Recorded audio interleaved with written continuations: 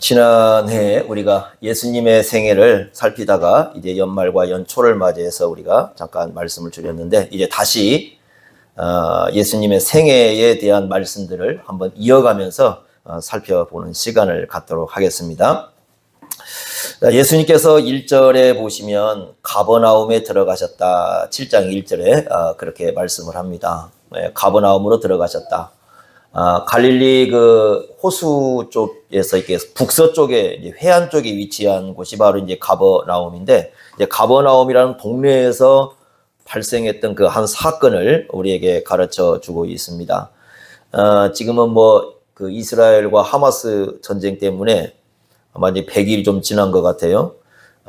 그 한 2만 5천 명 이상이 지금 죽었답니다. 엄청난 전쟁이 지금 벌어지고 있는 것입니다. 지금은 갈 수도 없는 곳이죠.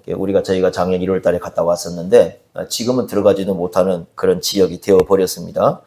전쟁이 나가지고, 거의 다 팔레스타인 사람들이 거의 죽는 것 같아요. 한 94.4%가 팔레스타인 사람들이랍니다. 그런 전쟁이 지금 그쪽에서 벌어지고 있습니다. 그 가버나움에서 있었던 일, 이름도 알 수 없는 백부장이고요. 그 이방인입니다. 거기 2절에 보시면 어떤 백부장 이렇게 쓰고 있는데, 이 백부장은 그냥 말 그대로 이 100명의 군인을 거느리는 로마 장교인데, 이 사람이 굉장히 주목을 받고 있습니다. 왜 그러냐면 예수님의 말씀 때문에 그래요. 9절 보시면요, 이렇게 말씀했습니다. 9절, 예수께서 들으시고 그를 놀랍게 여기 돌이키사 따르는 무리에게 이르시되 내가 너희에게 이르노니 이스라엘 중에서도 예수님을 따르는 제자들도 여기 해당되겠지요. 이만한 믿음은 만나보지 못했다. 굉장한 칭찬이죠. 이만한 믿음은 만나보지 못했다. 그런데 예수님이 이게 지금 그냥 맹숭맹숭 이만한 믿음 보지 못했어, 그렇게 하신 말씀이 아니고, 9절에 보니까 그를 어떻게 여겼다고 그럽니까? 놀랍게 여겼어요. 굉장히 예수님이 놀라셨어요. 이 사람 때문에. 놀랐는데 왜 놀랐느냐? 믿음 때문에 놀랐습니다. 그러니까 얼마나 위대한 사람인가 하는 것을 우리가 봐야 될 것 같아요. 그래서 이 백부장의 믿음이 뭔가를 우리가 이해를 하는 것이 굉장히 중요합니다. 왜냐하면 예수님께서 이만한 믿음 정말 본 적이 없다라고 할 정도까지 칭찬을 했기 때문에 진짜 믿음과 올바르지 못한 믿음이 무언가를 생각해 볼 수 있는 중요한 말씀이거든요. 한번 그 내용을 우리가 보겠는데, 2절에 보시면요, 사랑하는 종이라고 되어 있는데 병들어 죽게 되었다 이렇게 되어 있습니다. 마태복음 8장 6절에 보면 중풍병입니다. 이 사람 중풍병 걸려가지고 집에 누워 있는데 몹시 괴로워하였다라고 얘기를 하고 있습니다. 그 당시에 병원이 없었으니까 집에서 누워 있었겠죠. 집에서 누워 있으면서 중풍병으로 인해서 굉장히 그 고통을 느끼고 있었습니다. 그런데 그때에 예수님께서 가버나움에 오셨다는 그런 소문을 들었어요. 우리가 잘 알듯이 이제 가버나움에서는 예수님에 대한 소문은 이제 많이 퍼졌죠. 우리가 전에 살폈던 것 중에서 예수님께서 그 베드로의 장모도 고친 적이 있잖아요, 이곳에서. 그러니까 이 웬만한 고친 사건에 대해서는 많이 이곳에 이제 퍼져 있습니다.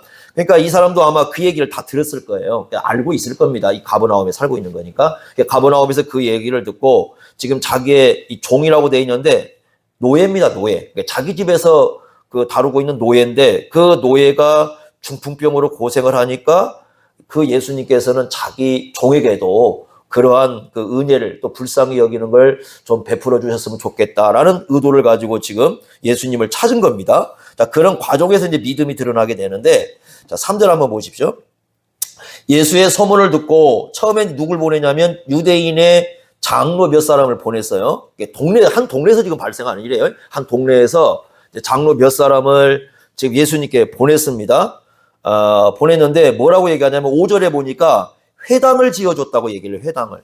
그러니까 유대의 그 가버나움에 가니까 회당이 하나 큰 게 있어요. 근데 아마 그것인지는 모르겠지만 회당을 지어줬다. 이게 굉장한 거예요. 왜 그러냐면 유대인들은 식민지 백성이거든요. 유대인들은요, 식민지 백성이고 로마는 압제자들이에요. 근데 압제자의 그 나라 사람이, 그것도 한 군인의 그 장교가 식민지 백성들에게 예배를 드릴 수 있도록 회당을 지어줬다? 엄청난 호의죠, 그것은. 거기에 이제 기부를 한 거니까요. 그러니까 이 사람에 대해서 상당히 그 유대인 장로들이 칭찬을 하면서 예수님께 오셔서 제발 좀 이 사람 그 부탁을 좀 들어달라 이렇게 얘기합니다. 그러다가 가만히 생각해 보니까 이제 6절에 보시면은 예수님께서 장로들과 함께 가고 있지 않습니까?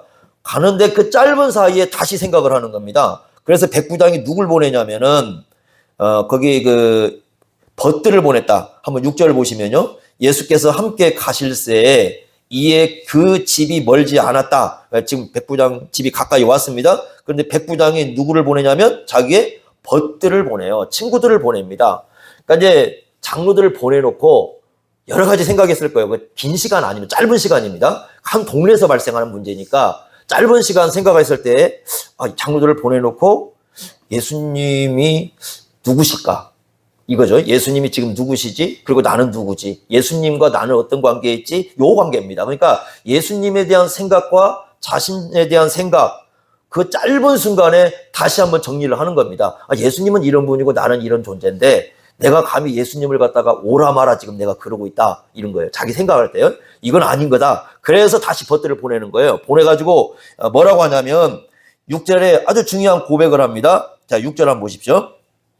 백부장이 이제 벗들을 보냈는데 벗들이 한 얘기예요. 벗들이 한 얘기지만 백부장 얘기를 그대로 전달하죠.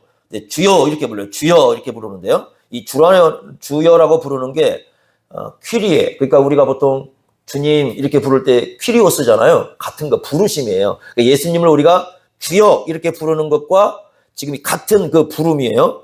그런데 이제 이게 단지 예수님을 그 존경하는 윗사람에 대한 존경의 표인가라는 것인데 어떤 분들은 그렇게 볼 수도 있어요. 그렇지만 그 다음에 이어지는 내용을 보면은 예수님을 대한 어떤 그 당시의 윗사람에 대한 존경의 표가 아니에요. 이것을 내용을 잘 보시면 예수님을 누구로 인식하고 있냐면 신적인 분으로 인식을 하고 있는 겁니다. 왜 그러냐면은 주여 수고하지 마옵소서 내 집에 들어오심을 나는 감당하지 못하겠나이다. 그러므로 내가 주께 나아가기도 감당하지 못할 줄 알았나이다. 이 고백을 보면요. 예수님의 신적인 고백이에요. 이거 여러분 신방에 써먹으면 안 됩니다. 목사님 오지 마세요. 감당 못합니다. 뭐 이렇게 하면 이 말씀 절대 그 쓸말이 아니에요. 이건 누구에게만 지금 관계된 거예요? 예수님께 관계된 것이고 이건 그러라고 쓰신 게 아니에요. 이건 뭐냐면 백부장이 자기가 누구인가에 대한 인식이에요. 내가 누군가. 인식을 한 겁니다. 그래서 지금 이 고백을 보면은 이 백부장은 말로만 주여 주여 한 게 아니에요. 보통 예수님을 찾아와서 말로만 주여 주여 한 사람 많은데 말로만 주여 주여 한 게 아니라 진짜 이 사람은 예수님을 주님으로 고백을 했어요. 두 가지 면에서 그랬습니다. 첫째는 뭐라고 하냐면 6절과 7절에 뭐라고 했습니까? 나는 뭐 하지 못하겠다? 감당 못하겠다. 굉장한 겸손이에요. 예수님과 자신의 관계를 생각한 겁니다. 나는 저분을 감당할 수 없다. 여러분 하나님을요 우리가 좀 사람들이 나중에 건방져서 그러지 절대 사람이 하나님 감당 못합니다. 하나님이 여러분들 오신다? 우리 가운데 직접 나타나신다? 감당할 수 있겠습니까? 성경 어느 누구도 감당 못했어요. 모세도 감당 못했고요. 아무도 감당 못합니다. 하나님을 여러분 보여달라고 하는 사람들이 있어요. 감당 못합니다. 감당 못할 얘기를 하고 있는 거예요. 사실은 하나님이 누군가를 알면 감당 못합니다. 우리가. 네, 예수님도 마찬가지예요. 예수님이 하나님이시라면 우리가 감당 못합니다. 많은 사람들이 예수님에 대해서 막 함부로 얘기하는데 예수님 절대 감당 못할 뿐입니다. 우리가. 그러니까 이 사람은 지금 굉장한 겸손을 드러내고 있습니다. 예수님에 대해서. 두 번째 뭡니까? 두 번째는 이런 얘기를 합니다. 그 7절 말씀 뒷부분 보십시오. 이렇게 했습니다. 뭐라고 하냐면 말씀만 하시면 나올 수 있습니다. 굳이 오실 거 없어요. 여러분 말씀만 하면 이루어지는 존재는 하나밖에 없습니다. 누구밖에 안 돼요? 하나님밖에 안 돼요. 말씀만 하시면 낫겠습니다. 이렇게 얘기합니다. 그리고는요, 자기가 군인이잖아요. 그러니까 군인이기 때문에 군인이 하는 얘기를 해요. 그 군인이 하는 얘기인데 무슨 얘기냐면 권위 얘기를 합니다. 권위. 그래서 이 권위 문제가 굉장히 중요하게 등장하는데 8절 한번 보겠습니다. 같이 한번 읽어보겠습니다. 여기에서 여러분들이 이 백부장의 신앙의 모습을 우리가 좀 이해를 할 수가 있습니다. 8절 같이 읽겠습니다. 시작. 나도 남의 수하에 든 사람이요 내 아래에도 병사가 있으니 이더러 가라 하면 가고 저더러 오라 하면 오고 내 종더러 이것을 하라 하면 하나이다. 여러분 이거 아무리 군대가 우리가 뭐 약해도 상관이 가라 하면 가고 오라고 하면 오는 거죠. 권위가 있죠. 지금도 마찬가지죠. 근데 고대에는 훨씬 더 심했습니다. 만약에 고대 전쟁에서 상관이 얘기를 했는데 그 밑에 사람이 거부했다, 바로 죽여버립니다. 사형이에요. 그리고 그건 아무도 뭐라고 안 씁니다. 이건요, 뭐 높은 지위가 있든 어떤 상관없습니다. 한 지위가 낮으면 거부하면 무조건 죽일 수 있습니다. 그게 고대 전쟁이에요. 그러니까 상당한 권위가 있죠. 그러니까 이 지금 문제는 뭐냐면 예수님의 권위 문제입니다. 그러니까 지금 예수님을 아까 누구라고 고백했다고요? 주여라고 고백을 했잖아요. 그럼 신적인 분으로 고백을 했습니다. 그러면 정말 예수님의 그 권위를 인정하느냐? 이게 바로 그 예수님이 얘기한 무슨 문제예요? 믿음 문제예요. 이걸 중요하게 보는 거예요. 그러니까 지금 백부장의 믿음이 굉장히 탁월합니다. 탁월한데 바로 무슨 문제가 걸려있냐면 권위 문제가 걸려있습니다. 지난번에도 한번 말씀드린 것 같은데 마가복음이든 누가복음이든 이 전부 다 중요하게 여기고 있는 게 바로 뭐예요? 권위 문제예요. 그래서 예수님의 권위에 대해서 어떻게 생각하는가? 신적인 권위를 인정하는가? 그러면 여기서 보여주는 것은 어디에서 드러나냐면 예수님의 신적 권위를 인정하는 것은 말씀에 대한 자세에서 드러난다는 거예요. 그러죠? 그래서 뭐라고 했습니까? 7절에 뭐만 하시면? 말씀만 하시면. 그런데 여러분들 말씀만 하시면 지금 거기는 7절은 뭐라고 돼 있어요? 내 하인이 뭐한다? 병이 낫는다는 거잖아요. 근데 여기는 이 사람은 거기서 끝나지 않아요. 말씀만 하시면 병만 낫는 게 아니라는 거죠. 8절이 중요한 고백이라고 그랬어요. 8절에 보니까 이걸 인격화시켰어요. 그러죠? 인격화시켰어요. 그리고는 뭐라고 말씀하냐면 나도 남의 수하에 있어가지고 또 내 밑에도 병사가 있는데 나도 남이 가라고 하면 가고 오라고 하면 온다. 내 밑에 사람도 그런다. 그 얘기는 무슨 얘기냐면 자기도 예수님과의 어떤 관계라는 거예요? 그런 관계라는 거지. 그러니까 예수님 말씀만 하시면 병만 문제가 아니라 예수님 말씀하시면 자기도 어떻게 하겠다는 거예요? 그렇게 하겠다라는 거예요. 이게 이 사람의 아주 놀라운 그런 고백입니다. 예수님을 여러분 그 복음서에서 예수님을 찾아온 사람들이 몇 명이나 됐을 것 같습니까? 만난 사람들. 한번 생각해 보세요. 예수님을 찾아와서 만난 사람들. 그리고 그 중에 예수님을 진짜로 믿는 사람은 또 몇 명이나 되겠습니까? 예수님을 찾아왔다가 돌아간 사람은 또 몇 명쯤 되겠습니까? 수많은 사람들이 예수님을 찾아왔습니다. 복음서를 보면 많은 사람들이 찾아왔어요. 그러나 성경에 예수님의 권위를 제대로 인정하는 사람은 그렇게 많지 않아 보여요. 여러분 보세요. 복음서 다 살펴보세요. 마태, 마가, 누가, 요한복음 살펴보십시오. 예수님을 찾아온 사람은 많은데 예수님의 권위를 그대로 인정하고 받아들이는 사람은 거의 없어 보여요. 그런 중에 누가 지금 그걸 인정하고 있어요? 백부장이에요. 제가 처음에 이제 책을 살 때 지금은요 책 한 권이 비싸니까 보통 뭐 지금은 책이 막 한 권 사면 아무리 저렴해도 뭐 3만 원, 조금 비싸면 거의 10만 원까지 갑니다. 책 한 권이. 야, 이 쌀 두 가마니 값이 뭐 이렇게 그 나오는 게 책값입니다, 지금. 책 사기가 참 두려워요. 근데 옛날에는 이제 그 책이 좀 저렴했을 텐데 그래도 이제 책 사기가 쉽지 않잖아요. 그래서 이제 서점에 가서 제가 이제 이게 책을 하나를 골랐는데 그 책이 좀 얇아요. 그 이제 책을 좀 처음에 볼 때 얇은 걸 보면 좋아요. 그래서 이제 얇은 걸 딱 봤는데 이제 딱 아는 그 사람이 나오는 거, 저게 마틴 로이드 존스라는 그분이 쓴 책이 딱 나왔는데 권위라는 책이 딱 나와 있습니다. 그래서 권위, 이제 이 책을 사가지고 놨다가 한참 좀 지나서 신대원 갔다가 이제 나중에 졸업하고 나서 이제 강도사 고시 준비하면서 좀 머리 좀 식혀야 되겠다 생각을 하고 이제 그 책을 읽었어요. 근데 거기에 보니까 굉장히 중요한 내용이 이제 기록된 걸 나중에 알았어요. 그러니까 로이드 존스가 이제 이미 그분 돌아가셨고 한 1950년 6.25 전쟁 났을 때 뭐 그쯤에서 이제 60년대 그쪽에 이제 거의 이분이 말년쯤 된다고 본다면 그 앞쪽에 우리가 일제시대 쓸 때 이제 그때 활동했던 분이거든요. 그때 이제 쓴 책인데 그때 뭐라고 되어 있냐면 거기 이렇게 되어 있습니다. 그 시대의 교회의 가장 심각한 문제가 뭐냐라는 걸 거기다 써놨습니다. 그러면서 이렇게 썼습니다. 우리 시대에 가장 심각한 교회의 문제가 있다면 권위가 상실된 거다 이렇게 썼어요. 놀랐습니다. 그 당시에. 그러면서 세 가지 권위를 얘기합니다. 첫째는 여러분 주보를 보시면 거기 나와요. 주보를 제가 이제 일부러 그 책을 읽은 걸 좀 요약을 해놨습니다. 예수님의 권위입니다.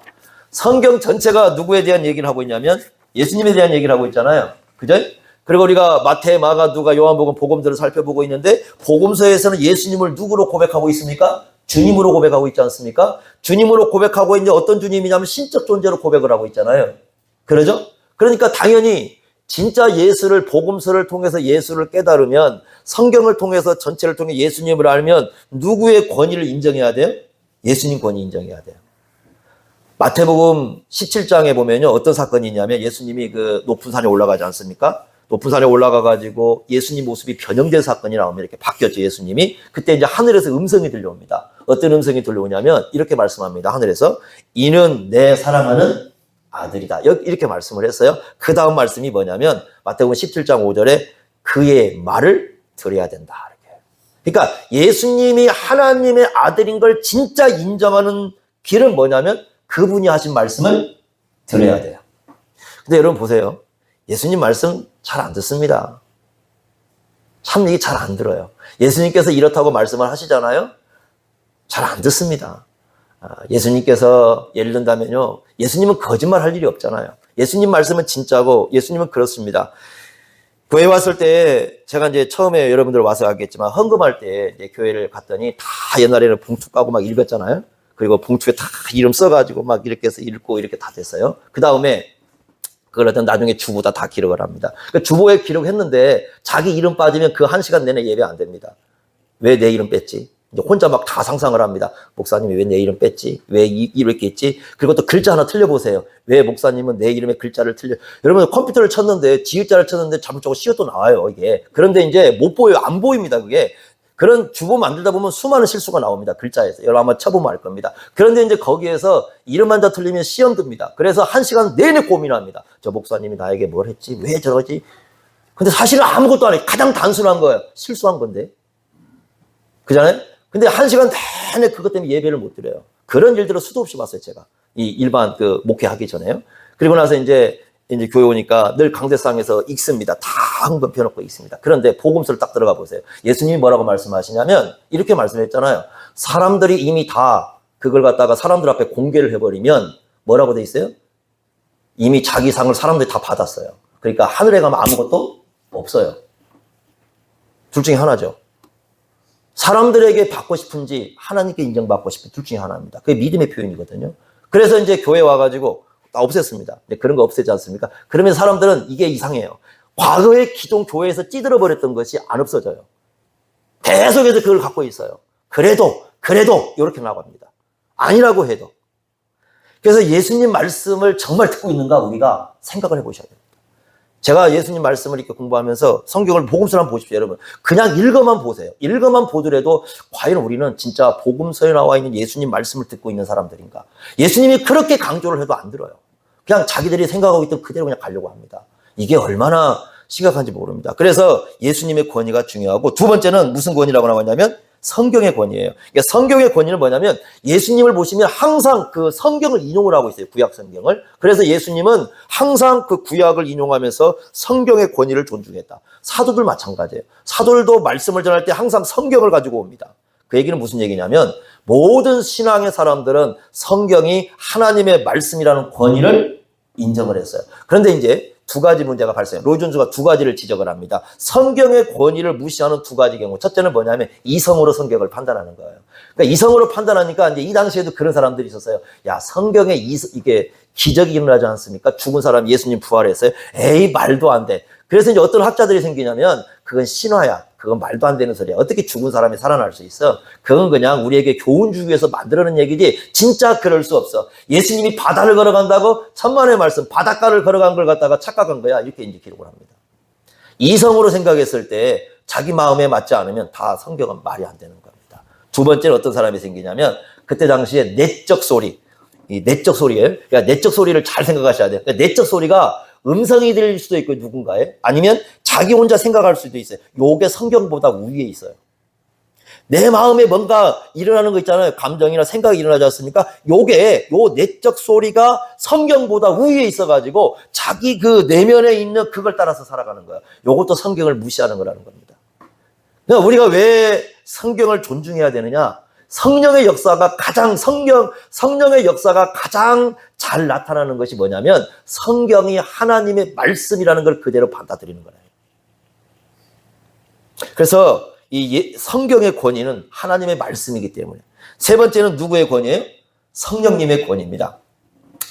여러분, 성령님의 권위는 어떻게 나타나느냐? 이렇게 나타나요. 성령님의 우리가 역사를 현대 지금 시대는 뭘 얘기하고 조명을 얘기하지 않습니까? 조명입니다. 조명이라는 건 뭐냐면 이제 여러분들이 이 지금 불빛이 있잖아요. 이게 밤이 되면 다 꺼져버리면 보여요, 안 보여요? 안 보이죠. 안 보인다고 물건이 없는 건 아니죠. 물건이 있잖아요. 근데 불을 켜면 어때요? 밤에 이게 다 보이잖아요. 여러분, 성경이 있습니다. 이 성경을 읽어요. 사람들이 성경을 읽는데 이 성경을 읽는다고 성경을 아는 게 아니에요.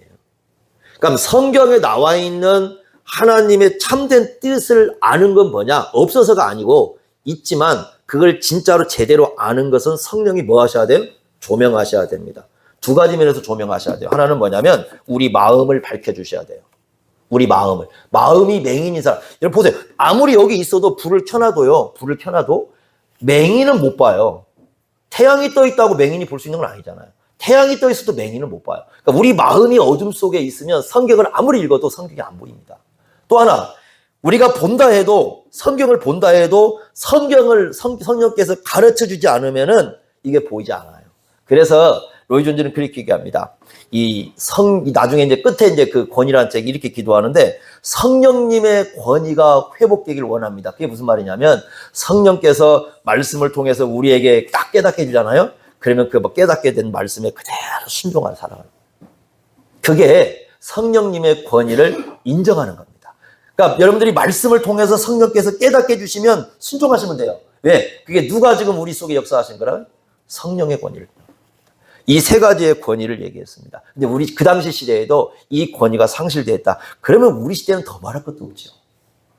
예수님을 고백한다고 하면서 예수님을 주님이라고 하면서 별로 뭐 주님에 대한 관심을 기울이지 않는, 주님의 말씀을 따르지도 않고 뭐 이런 것들. 그래서 이 부분이 이 사람에게는 굉장히 중요하고 있습니다. 그래서 이 사람은 뭐라고 하느냐? 예수님은 주님이신데 주님이 말만 하시면 되는데 그것은 병만이 아니라 나한테도 그러면 된다. 굳이 지금 그럴 때 자기 식민지 백성인데 식민지 백성한테 식민지 백성으로 보이는 게 아니에요. 주님으로 보이는 거예요. 하나님으로 보이고. 그래서 이런 고백을 합니다. 두 번째는요. 예수님의 권위를 인정하는데 또 하나 중요한 게 뭐냐면 절대 예수님께 대해 무례를 지금 범하지 않고, 이 점이 굉장히 중요합니다. 8절 다시 한번 보십시오. 8절. 다시 한번 읽어보겠습니다. 8절. 아주 중요한 말씀이 같이 한번 읽기 시작. 나도 남의 수하에 든 사람이요 내 아래에도 병사가 있으니 이더러 가라 하면 가고 저더러 오라 하면 오고 내 총두로 이것을 하라 하면 하나이다. 자, 무례한 종은요 주인을 함부로 대하죠. 그죠? 함부로 대합니다. 주인을 깔봅니다. 주인을 존중하는 종은 가라 하면 가고 오라 하면 오지요? 근데 어떤 사람이 있냐면 예수님을 자기가 그렇게 부려먹어요. 그러니까 예수님이 가라 하면 가고 예수님이 오라 하면 오고 이런 방식의 삶을 살아야 되는데 자기가 예수님을 부려먹어 오히려. 이런 사람들이 있어요. 그러니까 예수님께 가라 하고 예수님께 오라 하고, 그러니까 자기가 하고 싶은 대로 예수님이 해 주셔야 된다고 생각을 해요. 이런 사람들은요 예수님의 말씀에 대해서 거의 관심이 없습니다. 우리가 대화할 때 그런 사람 있잖아요. 여러분 대화할 때 우리를 짜증내게 하는 여러 종류 중에 하나가 있는데 그 중에 하나가 뭐냐면 자기 말만 하고 남 말 안 듣는 사람 있죠. 그러죠?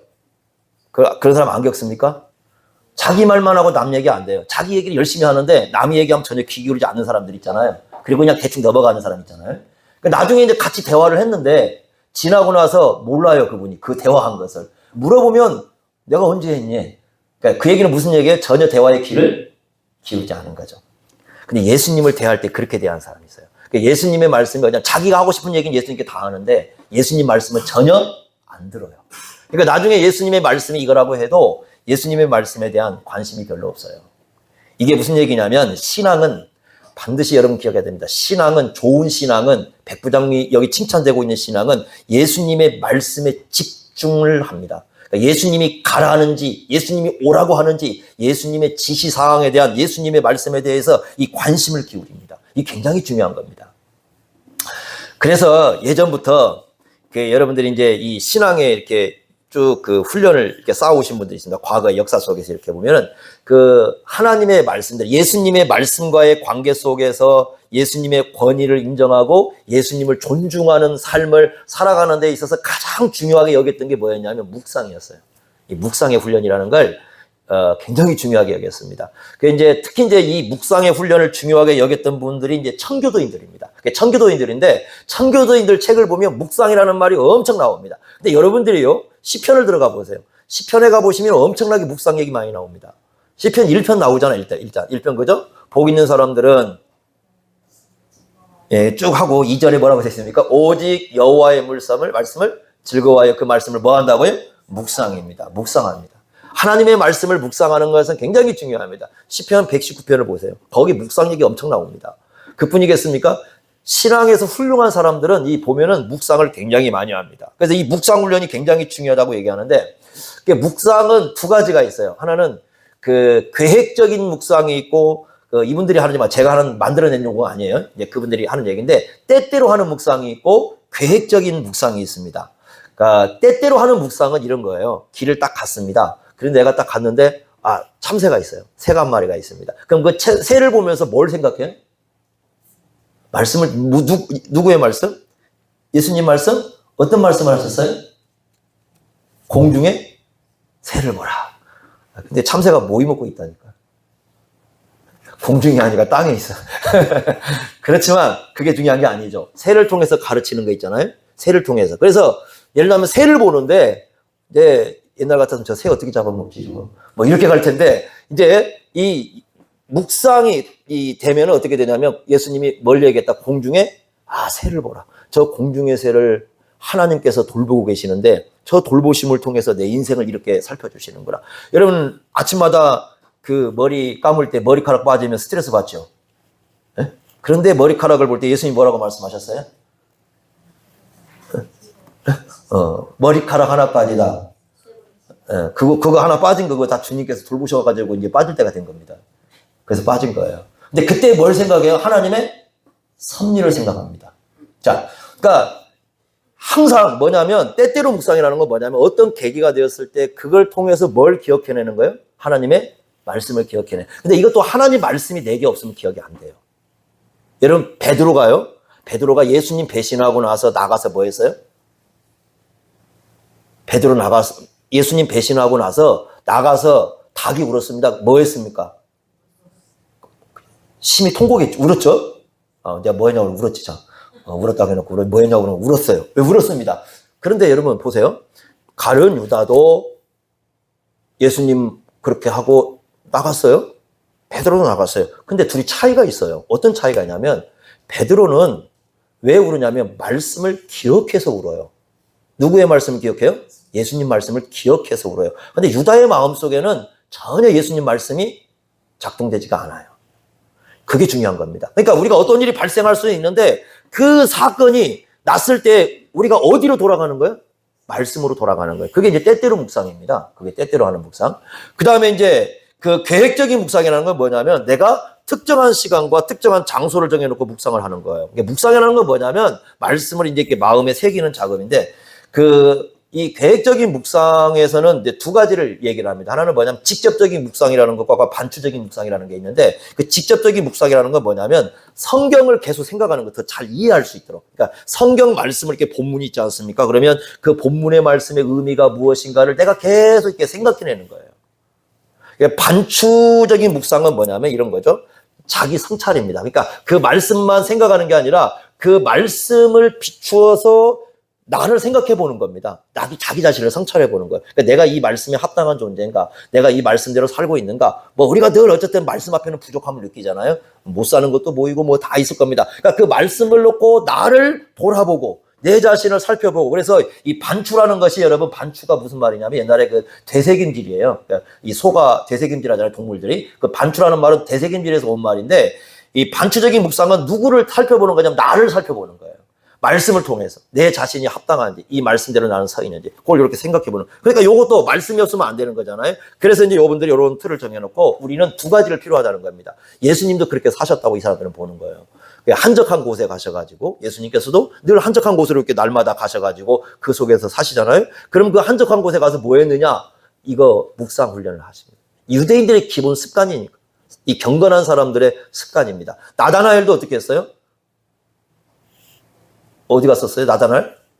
무화과나무 밑에서 뭐 했습니까? 그 사람들이 그 묵상 훈련하는 거예요.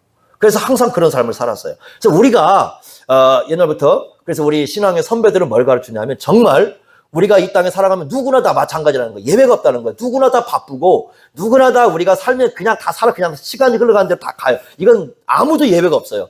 그리고 세상은 누구나 시험받을 수 있고 누구나 악을 직면할 수 있고 누구나 모든 사람은 사탄의 공격 대상이 될 수 있습니다. 그러면 이건 예외가 없어요. 다 여기에 공격 대상이 될 수 있습니다. 뭐 베드로도 예외가 없었고요. 베드로를 향해서 예수는 뭐라고 합니까? 사탄아 내 뒤로 물러가라. 예외 없어요. 다 거기에 걸려듭니다. 그런데 이런 세상 속에서 어떻게 우리가 예수님의 그 말씀을 따라서 예수님을 경외하며 살아갈 수 있는가? 묵상훈련입니다. 그래서 우리가 때로는 계획적으로 시간을 정해놓고 이 시간은 내가 빼앗기지 않겠다. 이제 이런 거예요. 아침이 좋은가 저녁이 좋은가 그러는데 되게 점심이 좋다는 말은 별로 안 씁니다. 되게 이제 아침인가 점심인가 이러는데 이건 학자들 따라 많이 달라져요. 어떤 분은 그래서 이제 이런 얘기 합니다. 아침에 하든 저녁에 하든지 그냥 따로 이렇게 시간을 분별해서 예수님 말씀한 것처럼 골방에 들어가서 따로 이렇게 시간을 딱 분별해 놓고 내가 그 속에서 하나님 말씀을 앞에 놓고 바로 이러한 어떤 묵상도 하고 그런 사람들이 이제 길거리 가든지 아니면 어디 여행을 가든지 아니면 밖에 나가든지 세상을 보면서 누굴 보는 겁니까? 이 많은 만물을 통해서 말씀을 다시 기억해내면서 세상을 보는 거예요. 그죠? 여러분, 재밌는 장면이 하나가 나오는데 아브라함 있지 않습니까? 아브라함에게 자손들을 약속할 때 어떻게 약속을 하죠? 그냥 약속하지 않죠. 이렇게 약속합니다. 땅의 티끌같이. 그러면 하늘의 별같이. 그 다음에 바다의 모래같이. 그럼 보세요. 땅의 눅지를 다니면 다 티끌이잖아요. 거기서 뭘 기억해? 하나님의 약속을 기억해요? 밤이 되면 하늘에 별 떠 있잖아요. 별 보면서 뭘 기억해요? 하나님의 약속을 기억해요? 바다에 가면 뭐가 있어요? 모래가 있어요. 뭘 기억해요? 하나님의 약속을 기억해요. 하나님께서는 아브라함으로 하여금 모든 만물을 통해서 뭘 기억하게 했어요? 자신의 약속의 말씀을 기억하게 해요. 그래서 이 아브라함은요, 그 가나안 땅에 들어가면 얼마나 위험합니까? 전쟁도 있죠, 기근도 있죠. 그 가나안 땅이 편한 땅이 아니에요.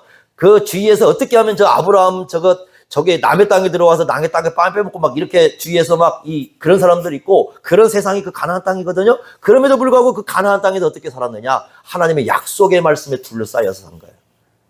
티끌을 보고 하늘의 별을 보고 바다의 모래를 보고. 그러니까 말씀이 있어야 묵상이 된다니까요. 말씀이 없이 모래를 보면은 요거 집 지을 것밖에 안 되죠. 말씀이 없이 별 보면은 저 별은 내 별 이렇게밖에 안 되고. 말씀이 없이 티끌을 보면은 아이고 인생 먼지가 되어서 가네. 그것밖에 생각을 안 씁니다. 그런데 말씀이 있으면 하나님의 약속을 기억합니다.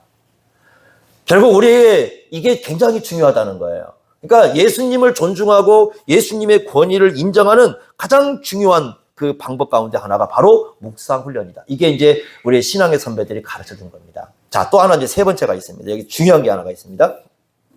예수님의 권위를 인정하는 건데 그게 뭐냐면요. 그 2절 말씀 보십시오. 2절. 백부장이 그다음에 종에 대해서 뭐라고 쓰고 있습니까? 사랑하는 종 이렇게 돼 있어요. 이거 여러분, 요건요. 로마 백부장, 저는 로마 군인의 마음이 아니에요. 로마 군인들에게 종은 하나의 그냥 자기가 부려먹을 수 있는 도구에 지나지 않습니다. 그 1세기 당시에는. 그러니까 로마 군인들에게 노예라는 건 어떤 존재냐? 노예라는 여기 이제 그 히브리어로 헬라어로 노예로 되어 있습니다. 노예니까 노예 맞습니다. 그러니까 노예인데 이 백부장들에게 사람들에게 노예는 자기가 부려먹을 수 있는 하나의 종밖에 안 되는 겁니다. 그런데 지금 백부장이 종을 어떻게 하고 있다고요? 사랑하고 있잖아요. 이건요 하나님 나라의 마음이 아니면 불가능합니다. 그러니까 지금 이 백부장은 이 노예를 그 당시 문화에 의하면 그야말로 그냥 하나의 그 말할 수 있는 도구, 동물에 취급했던 그 노예를 사람답게 대하는 마음을 갖고 있었어요. 사람답게 대하는 거예요. 이게 쉬운 게 아닙니다. 그러니까 이 사람은 군인이지만 군인 정신으로 산 사람이 아니라 하나님 나라의 정신으로 살았어요. 이게 이 사람이 또 하나 중요한 거예요. 이게 뭡니다. 예수님의 권위를 인정하는 것 중에 하나가 우리가 중요한 건데 요건 사람들이 별로 생각하지 않아요. 근데 이게 정말 중요한 게 뭐냐면 예수님의 마음 있지 않습니까? 그 예수님의 마음을 내 안에 품는 거 있지 않습니까? 그게 굉장히 중요한 권위 인정입니다. 지금 이 백부장이 훌륭한 것은요. 요걸 보신 겁니다. 예수님께서. 빌립보서 2장 5절 기억하시죠? 빌립보서 2장 5절에 이렇게 말씀했습니다. 그리스도 예수의 뭘 품으라? 마음을 품어라. 그러면서 뭐 얘기했습니까? 그리스도 예수의 마음을 품으면서 하나님과 동등되지만 동등됨을 취하지 아니하시고 사람으로 오셔가지고 십자가에 죽으시는 그 겸손한 예수님의 마음, 그 겸손한 예수님의 마음을 품고 살아가는 것이 누구의 권위를 인정하는 거예요? 예수님의 권위를 인정하는 굉장히 중요한 부분입니다. 그러니까 이 사람에게는 뭐가 드러나냐면 예수님의 그 마음의 생명력이 드러납니다. 불쌍히 여기는 마음, 긍휼히 여기는 마음, 사랑하는 마음, 그 마음이 이 백부장의 마음 속에 드러나고 있어요. 얼마나 중요한지 모릅니다. 여러분 중생 있지 않습니까? 중생인데 우리 뭐 주에 써 있는데 중생을 가끔 사람들이 헷갈려 하는 것 같아요. 중생은 마음이 새로워지는 거지 않습니까? 그러면 중생을 했다라는 증거가 뭐냐면요. 이걸 둘로 구분을 하셔야 됩니다. 어떻게 구분하셔야 되냐면 성향하고 기능을 좀 구분하셔야 돼요. 기능을요. 그러니까 중생은 기능의 변화가 아니라 성향의 변화예요. 그러니까 예수님이 말씀하는 성향은 뭐냐면요. 예수님께서 그 말씀하잖아요. 어떤 사람이 와서 예수님께서 율법의 그 가장 중요한 게 뭐냐 그랬을 때 내 마음과 힘과 뜻 모든 걸 다해 하나님을 뭐하라? 사랑하라 그랬어요. 그리고 내 자신과 같이 이웃을 어떻게 하라? 사랑하라 그랬습니다. 그런데 요한일서에 가보면 그 하나님을 사랑하는 것이 거듭난 사람의 증거래요. 그 무슨 말이 이런 뜻입니다. 기능이 변하지 않는다는 건 여러분 기능은 세 가지 생각해보면 지식이 있지 않습니까? 그 다음에 감정이 있지 않습니까? 의지 있잖아요. 중생했다고 해서요 이 지식이 변하지 않아요. 다시 말하면 중생했다고 해서 IQ가 더 뛰어나지는 거 아닙니다. 그러니까 많은 사람들은 예수 믿으면서 내가 하나님 거듭났으니 내 머리가 좀 바뀌어서 IQ가 50에서 150으로 올라가십시오. 뭐 이런 기도 할 필요 없어요. 왜? 안 됩니다. 그대로 그냥 똑같습니다. 기능 변하지 않습니다. 두 번째, 감정 안 변합니다. 옛 감정 그대로 다 갖고 있습니다. 여러분 중생했다고요 갑자기 뭐가 바뀌는 게 아니에요. 의지가 바뀌는 게 아니에요. 예를 들면 이 사람이 중생했다고 해서 갑자기 삶이요 막 예수님 앞에 막 뭐 천국 같은 삶을 사는 거 절대 아닙니다.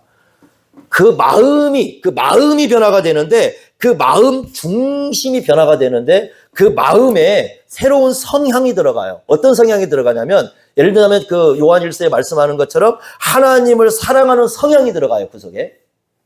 그러니까 예전에는 그럼 이런 거예요. 하나님을 사랑하는 성향이 들어가든가 아니면 예수님께서 피로 값주고 사신 그 하나님 백성들 있지 않습니까? 그 사람을 사랑하는 성향이 그 속에 이렇게 형성이 되는 거예요. 그러면 IQ는 변하지 않아요. IQ는 변하지 않는데 머리 쓰는 게 달라져요. 그 옛날에는 자기가 머리 쓸 때 내가 어떻게 하면 이 머리를 갖고 내가 뭘 해가지고 내가 나를 위해서 어떻게 하고 이렇게 됐던 머리가 성향이 바뀌어요. 이제 어떻게 바뀌냐면 야 이거 내 마음속에 없는 씨앗이 생겼습니다. 하나님을 사랑하는 게 생겼어요. 그러면 야 이제 내가 하나님을 사랑하기 위해서 이걸 어떻게 해야지? 뭔가 그게 싹이 트고 옵니다. 이게 한꺼번에 막 이게 팍 올라오는 것도 아니에요. 그러니까 항상 보면은 이게 헷갈리는 사람들이 많이 헷갈려하는 것 같아요. 중생하면 뭔가 막 이 사람이 완전히 바뀌는 것처럼 보이는데 그렇지 않습니다. 그냥 그대로 보여요. 머리도 그대로 있고 감정도 그대로 있고 의지도 그대로 있어 보입니다. 그런데 이 밑에서 올라오는 싹이 있습니다. 뭔가 다른 게 하나가 올라와요. 살살 올라옵니다. 그게 바로 뭐냐면 하나님을 사랑하는 마음이 올라와요. 근데 이게 이제 바뀌는 거예요. 점점. 감정을 지배하게. 이게 처음에는 약한데 시간이 가서 말씀을 자꾸 먹잖아요. 말씀을 먹게 되면 이게 점점 변화되어 가면서 어떻게 되느냐. 야 이제 이 마음이 점점 감정이 변해요. 예전 같았으면 화가 날 자리에서 좀 바뀌는 거예요. 그러니까 옛날 같았으면은 막 분노할 자리에서 분노하지 않는. 이게 좀 바뀌는 거죠. 여러분 성경에 그랬잖아요. 그 요에서도 보면은 분을 품지 마라. 이불 자리까지 가져가지 마라. 분을 품는 사람은 반드시 뭐가 침투한다? 마귀가 침투한다. 그러잖아요. 옛날로 화낼 자리에서 이게 점점 바뀌어가는 거예요. 이게 감정이 점점 하나님의 사랑이 내 마음을 지배하기 시작합니다. 그리고 다른 사람에 대한 사랑이 내 마음을 지배하기 시작하는 거예요. 다시 말하면 내 마음 속에 불쌍히 여기는 그 새로운 성향이 생겨요. 내 속에서. 그러면서 예전에는 이렇게 그냥 봤던 것이 그냥 보이지가 않아요. 그러니까 예전에는 딱 봤을 때 아이고 저게 뭐가 저래 이랬을 텐데 그게 바뀌어요. 그러면 어떻게 되느냐? 그때부터는 생각도 조금씩 변화가 오고 감정도 변화가 오게 되고 내 의지도 좀 변화가 돼요. 그러니까 예전 같았으면 지나갈 걸 지나가지 않게 되고 가서 한 번 더 살펴주고 뭔가 삶의 변화가 이게 점점 오는 겁니다. 그걸 일컬어서 성화라고 부르는 거고, 그러니까 중생이 있으면 이 중생이 있어야 성화가 일어나요. 여러분 이럴 수 있습니다. 중생하지 않았는데 이 기능적으로 하는 사람들이 있어요. 교회 안에 와서. 교회 안에 오면요, 여러분들 보세요. 찬송 부르는 거요. 노래 잘 부르는 사람은 저보다 더 잘 불러요. 그런데 하나님 사랑하지 않고 찬송 부를 수 있습니다. 어떤 사람은 교회 와서 열심히 봉사합니다. 그럼 그 교회에서 하니까, 저분 하니까 나도 따라서 할 수 있어요. 근데요, 중생한 그 성향 있잖아요. 사랑의 성향이 없이 할 수 있습니다. 이 사람 오래 못 갑니다. 어떤 사람 보면은요, 막 뭘 열심히 다 할 수 있어요. 그런데 결국 근본적으로 중생하지 않으면 그 속에 사랑이 없으면 의무적으로 하는 겁니다. 그러면서 이 사람은 배울 수 있어요. 그러니까 교회에서 배우는 한계가 있습니다. 교회에 오면 예배 드리는 행위도 배울 수 있고요. 이건 그 구원 안 받고도 거듭나지 않고도 중생하지 않고도 할 수 있어요. 그런 거 다. 그냥 여러분 절에 가서요. 전 스님들이 목탁도 드리는 거 그거 여러분들이요 다 안 배워도 그냥 중생화 할 수 있어요. 우리가 배우면 할 수 있잖아요. 할 수 있는 겁니다. 교회 와도 마찬가지예요. 할 수 있어요.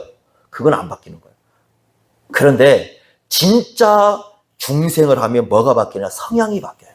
그 내부 속에서 이제는 하나님을 사랑하게 되고 교회를 사랑하고, 왜냐하면 교회가 잘나서가 아니고요. 교회가 뭐 대단하고 막 이렇게 사람들이 볼 때 교회 뭐 저런 사람들이 모여있나 그렇게 볼지 모르겠지만 왜 교회를 사랑하느냐? 주님께서 값주고 사셨기 때문에 사랑하는 거예요. 이 성향이 점점 바뀝니다. 우리 속에서. 그게 중생이에요. 그래서 이 사람에게서 지금 본 게 뭐예요? 그 당시에 로마의 정신 가지면은 사랑할 일이 없죠. 존중할 일이 없죠. 사람같이 대하지 않겠죠. 그런데 이 사람에게 뭐가 생겼어요? 사람같이 대하는 마음, 존중하는 마음, 따뜻히 대하는 마음. 이 사람이 종이 뭘 해줬는가가 없어요. 그런 건. 뭘 해줬는가 몰라요. 그렇지만 그 가까이 있는 그 종을 사랑하는 마음, 이건 어떻게 해서 생긴 거예요? 이건 하나님 나라에 들어왔기 때문에 생긴 겁니다. 그래서 이건 하나님 나라의 정신이에요. 그래서 예수님께서 이만한 믿음이라는 건 단지 말씀만 하나만 갖고 얘기하는 게 아니라 이 사람이 이렇게까지 하는 그 이유, 왜 그러느냐? 그 하나의 종을 사랑하기 때문이다. 그걸 아셨기 때문이에요. 여러분들이요, 우리가 다 마찬가지인데 우리가 진정 사랑하는 것이니까 나라를 사랑해요? 세계를 사랑해요? 뭘 믿을 게 있습니까? 그건 누가 말 못해요? 세계를 사랑하는데 뭘 해요? 세계를 위해서? 나라를 사랑합니까? 뭘 해요? 그런데 여러분 생각해 보세요. 나와 가장 가까이 있는 한 사람을 사랑할 수 있습니까? 이 백부장이 보인 것은요, 나와 가장 가까이 있는 그 한 사람을 사랑할 줄 아는 마음을 품었던 겁니다. 그건요, 중생해야 돼요. 거듭난 심령을 가져야 이게 가능한 겁니다. 그래서 지금 이 사람에 대해서 예수님이 굉장한 이만한 믿음 내가 볼 수 없다. 그러니까 여러분들이 지금 이 내용을 보시면 이런 거예요. 그러니까 주님의 말씀에 대한 권위, 그것도 인정을 해요. 그죠? 그 다음에 이제 어떤 묵상에, 그 말씀을 이제 아까 두 개로 다 얘기를 했습니다만은 권위 문제 얘기 하나 있고, 그 다음에 묵상 훈련을 했는데, 이런 예수님의 그 말씀을 정말 우리가 존중하고 예수님의 말씀을 인정하고 그 말씀에 대해서 순종하면서 가느냐. 요거 하나가 예수님의 권위에 대한 인정이고, 두 번째는 바로 이 예수님의 마음을 우리 안에 갖고 있는가. 굉장히 중요하죠. 여러분요, 성경은요, 공부하지 않습니까? 성경 연대를 외우는 건요, 거듭나지 않고도 외울 수 있어요. 교회 정치 배우는 거요? 거듭나지 않고도 배울 수 있습니다. 근데 문제는 뭐냐? 교회 정치를 배웠는데 거듭나지 않으면은 그 교회 정치를 가지고 교회를 살리는 데 쓰지 않아요.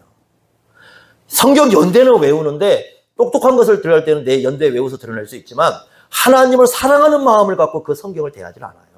이건 거듭남이 없는 거예요. 이런 건 참 무서운 현상이죠. 그러니까 예수님께서 뭘 보셨는가를 보셔야 됩니다. 그래서 과연 우리에게 그러한 심령이 있는지 하는 것을 이런 마음을 통해서 생각해 보세요. 그러니까 백부장의 믿음을 여러분 칭찬한 것에 대해서 내 종을 아픈데 아픈 걸 간절히 구했다.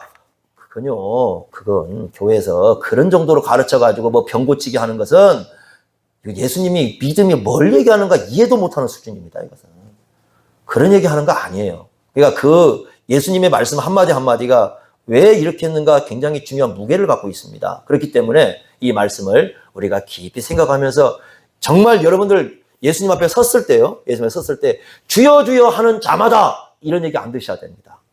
안 들으셔야 됩니다. 그냥 정말 네가 나를 누구로 고백했구나. 주님으로 고백했구나. 이 얘기를 들어야지 주여 주여 하는 자마다 일단 그 얘기 들으면 심각합니다. 우리는 예수님 앞에 섰을 때 어떤 얘기 들을까요? 그 얘기를 들을까요? 아니면 네가 정말 나를 주로 고백했구나 이런 얘기를 들을까요? 이게 여러분 우리의 신앙의 관건입니다. 그래서 부디 여기 우리 계신 분들은 이스라엘 중에 이만한 믿음을 만나지 못해 얼마나 주님께서 기뻐했겠어요. 이 한 사람을 놓고 그렇게 예수님이 사역하고 돌아다녔어도 이만한 사람 못 만났잖아요. 그런데 예수님께서 이만한 사람을 만났다 놀랍게 여겼다는 것은 그 마음의 환희예요. 예수님 환희 기쁨이 쫙 웃으면서 이야 정말 이게 믿음이야 이런 사람이 있었구나 이럴 정도까지 칭찬할 수 있는 사람 이게 이방 사람을 그렇게 합니다. 이런 믿음으로 우리 모두가 들어갈 수 있기를 바랍니다. 기도하겠습니다. 하나님 아버지 오늘 주신 말씀을 통하여 참된 믿음 주님께서 보시는 이만한 믿음 기뻐하시는 믿음 주님께서 요구하시는 믿음이 무엇인지 주님의 말씀을 통해서 저희들이 살펴봅니다. 이 백부장을 통해서 우리에게 가르쳐 주시는 이 놀라운 믿음 이것을 우리도 갖게 하여 주옵소서. 주님 말씀 앞에 늘 주님의 권위를 인정하고 주님 말씀대로 살게 해주시고 가장 중요하게는 주님의 마음이 우리 안에 있어서 늘 주님의 마음을 품고 살아가는 저희들이 될 수 있도록 함께하여 주옵소서. 예수님의 이름으로